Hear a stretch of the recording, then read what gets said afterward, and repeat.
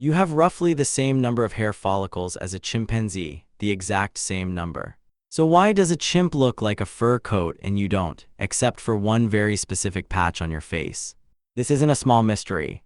It's one of the strangest unsolved questions in human evolution, and for over a century, scientists couldn't agree on the answer. Let's start with the bigger question first, because you can't explain the beard without explaining the disappearance. Somewhere between 2 and 3 million years ago, our ancestors started losing body hair almost everywhere. Not thinning it, losing it.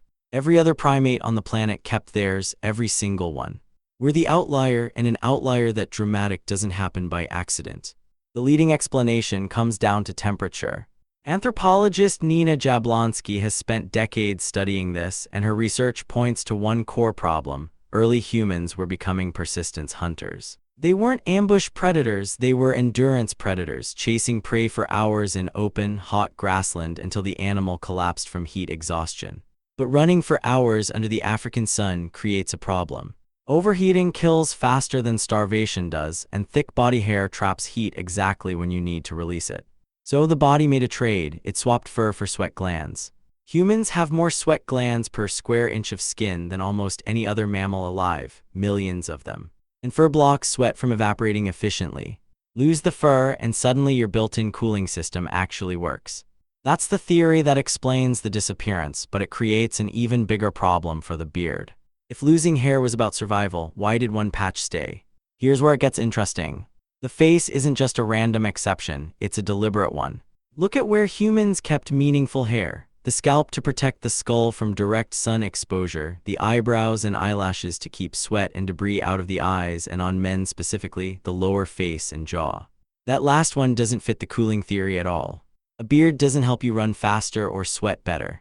If anything, it does the opposite. It traps heat right where blood vessels are close to the surface. So, if temperature regulation explains why we lost fur everywhere else, something completely different has to explain why the beard survived. And the leading answer isn't about survival at all, it's about selection. Charles Darwin noticed this discrepancy back in 1871. He couldn't explain why a trait that offered no clear survival advantage would persist so consistently across human males. His conclusion was that it wasn't natural selection driving it, it was sexual selection, a trait that stuck around not because it helped you survive, but because it helped you get chosen. Modern research has backed this up in ways Darwin never could have tested. Evolutionary researcher Barnaby Dixson has run multiple studies asking people to judge photos of men with different amounts of facial hair, everything from clean-shaven to a full beard. The pattern that shows up again and again is that heavier beards get rated as more dominant, more mature, and more capable of defending resources or status.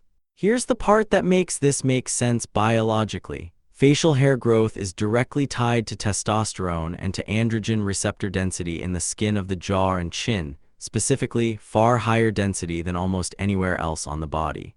Which means a full, thick beard isn't just decoration. It's a visible readout of hormonal signaling that was happening under the skin the whole time.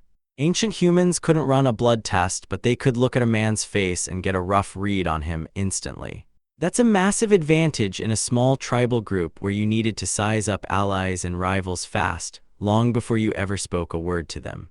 And there's a second layer to this. Some researchers argue the beard also worked as passive protection, a small buffer against blows to the jaw during the physical conflicts that were far more common in ancient social hierarchies than they are today. Not armor exactly, but enough of a cushion to matter when your only weapons were your own hands. So you end up with two separate forces acting on the same patch of skin. One force stripped hair away almost everywhere because heat was the enemy of survival. Another force kept it in one very specific place because on that one part of the body, hair wasn't fighting your biology, it was advertising it. That's why the answer to why men have beards isn't really about hair at all, it's about information. For nearly the entire span of human history, before spoken language was reliable, and before you could ask someone their intentions, your face was already telling a story to every person who looked at you. Which brings us to now. You probably shave that story off most mornings without thinking twice about it. A few strokes of a razor, and a signal that took millions of years to evolve is gone in under 2 minutes. Some men spend just as much effort growing it back out, styling something their ancestors never had a choice about growing in the first place. Either way, you're not just managing hair, you're consciously editing a signal your body has been broadcasting since before you could speak. Your ancestors didn't get to choose. You do it every single morning without even realizing that's what you're doing.